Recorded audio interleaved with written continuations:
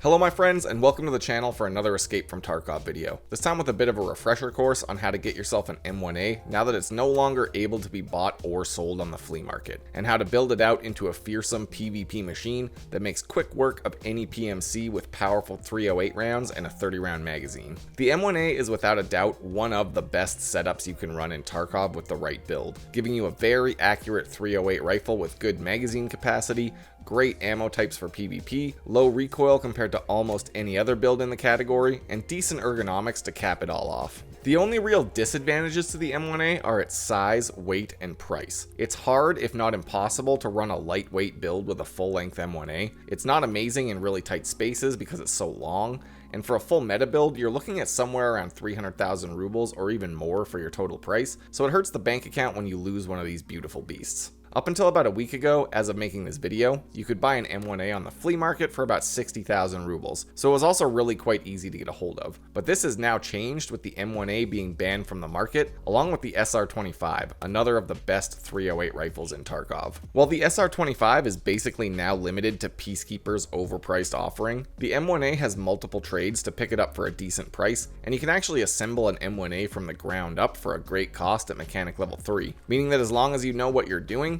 you can still build an M1A without having to pay over 100,000 rubles for just the basic rifle. For this video, I'll be going over some of the better methods to get your hands on the M1A to begin with, and then I'll cover a few different top tier builds for this rifle as well.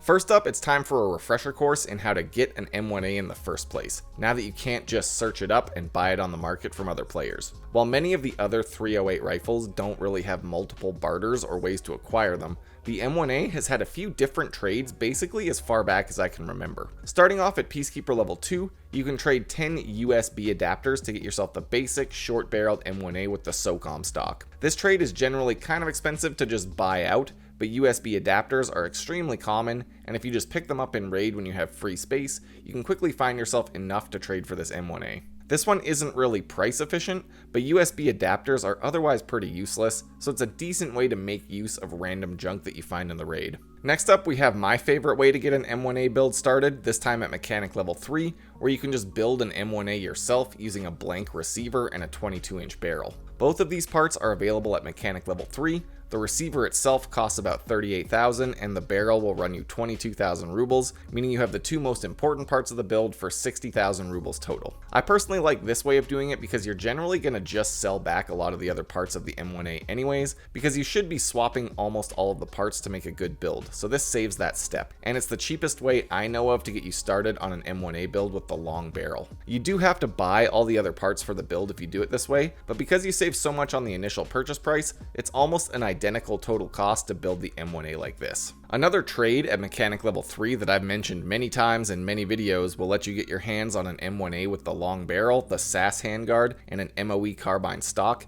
in exchange for 18 Wilston cigarettes. This trade is one of the few old classic barter trades that's really held its value over the long term. These cigarettes are easy to find in raid, cheap on the market most of the time, and you can also craft them in the nutrition station 5 at a time, so there's multiple pretty convenient ways to get them for this trade. The value proposition for this one is pretty much right on the nose because the SAS handguard and the stock total around 60,000 rubles alone, so the trade cost of around 120,000 rubles is pretty much right on the money. Finally, the last and pretty much easiest way to get started on a really great M1A build is to just straight up buy the M1A SAS from mechanic level 4 if you have it unlocked. Once you get this far, you can get the same M1A SAS build from the previous barter trade for about 120,000 rubles, basically the same price as if you had done the barter trade or just built the M1A from the ground up. So really, any of these three methods are almost identical price-wise. This straight purchase is just the simplest because you don't need to gather 18 barter items or buy each piece individually.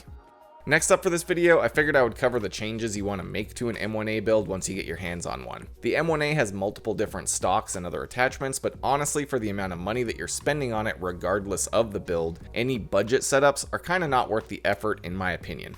You can just take a basic M1A and slap a sight on it and take it out to battle, but the potential of this gun is wasted with the wrong build, so I personally recommend waiting until you can build the SAS setup and get 30 round mags from Peacekeeper before running the M1A too much. To start off, if you bought or did the barter for the M1A SAS, you're way ahead of the game and already have pretty much 70% of the work done. But if you did the USB trade or bought the receiver and barrel from Mechanic, you'll basically end up with something like this, a totally stripped down M1A with just the receiver and the barrel. If you did the barter trade for the USBs, I would highly recommend swapping out the default 16-inch barrel to the longer 22-inch barrel as well. First up, we have the muzzle device, which has a few good options, starting with the KAC muzzle brake kit and the KAC PRS QDC suppressor, which gets best in slot recoil stats while also suppressing your shots. This setup is really expensive, but it's worth it if you have the money for the sheer recoil reduction it puts onto any 308 build. For a more budget suppressor, I've been really liking the Thunderbeast Ultra 5 suppressor this wipe, mounted on the 30 CB muzzle brake. Because of changes to the Mutant, this suppressor is no longer jacked up in price, so it's really useful as a somewhat budget option for a lot of different builds. Finally, if you're like me, and sometimes can't resist the urge to go loud and call the entire map to your position with M1A mag dumps, you can also try out the Lantac Blast Mitigation Device combo, which requires the A3 adapter, the Blast Mitigation Device, and the Lantac Draken Compensator. This setup is a little bit cheaper than either suppressor, though just barely, and gets you roughly the same recoil stats while having much higher ergonomics and lower weight, so your aiming will feel quite a bit snappier. I personally really love using this loud setup, but it does have its drawbacks from the muzzle flash and the fact that everyone on the map is going to know that you're blasting away with one of the best weapons in the game, so they will try and take it from you.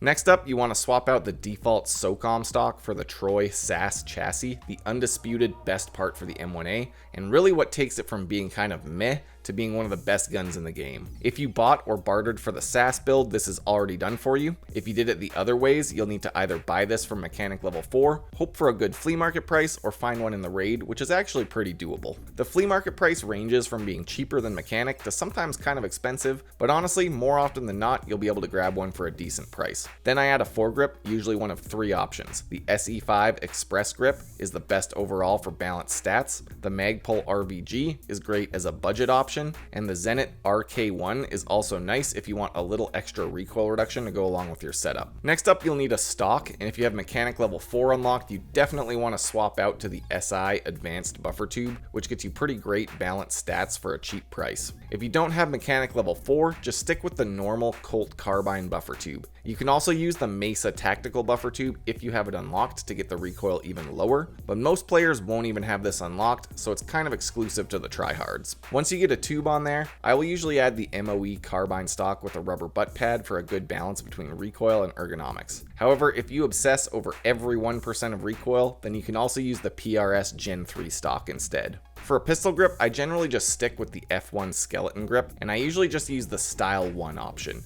The other 2 versions of this grip give you +1 or +2 ergonomics for over double or triple the price, so I just keep it simple and use the cheap one from Skier level 3. Finally, I'll add a pair of MBUS iron sights, and then you just need to pick a scope of some kind for your build. Personally, I really like the Voodoo scope set up in a 30mm mount with a Delta Point reflex sight as a backup. However, everyone has a different preference, and this setup is really quite expensive, so just use what you like and experiment to find what setup works best for your playstyle. When this is all set up on my high-end build, I end up with 50 recoil and 37 ergonomics, or about 59 recoil if you use the Thunderbeast suppressor. For a loud build with the Blast Mitigation Device and an RK1 foregrip, I get 50 recoil and about 50 ergonomics. If you don't have the Advanced Buffer Tube unlocked, you will end up with slightly higher recoil, but it's definitely still worth using. The total price either way is around 250 to 300,000 rubles or more depending on your scope setup, so it's not cheap, but it's well worth the price. That pretty much covers it for this video, so I hope this refresher course in how to get yourself an M1A now that it's not on the flea market was helpful. I really hope the SR25 gets some barter trade options in the future, but at least for now we can still run the M1A without getting ripped off too hard by Peacekeeper's absurd weapon prices. Let me know what you think down in the comments. Was it a good move to limit more of the 308 rifles on the flea market, or was it kind of an out of nowhere change that you didn't like? What would you do for a barter for the SR25 if you had a choice in the matter? Thanks for checking out the video. I've got links to my Twitch stream, Discord server, and Patreon page down below for anyone interested.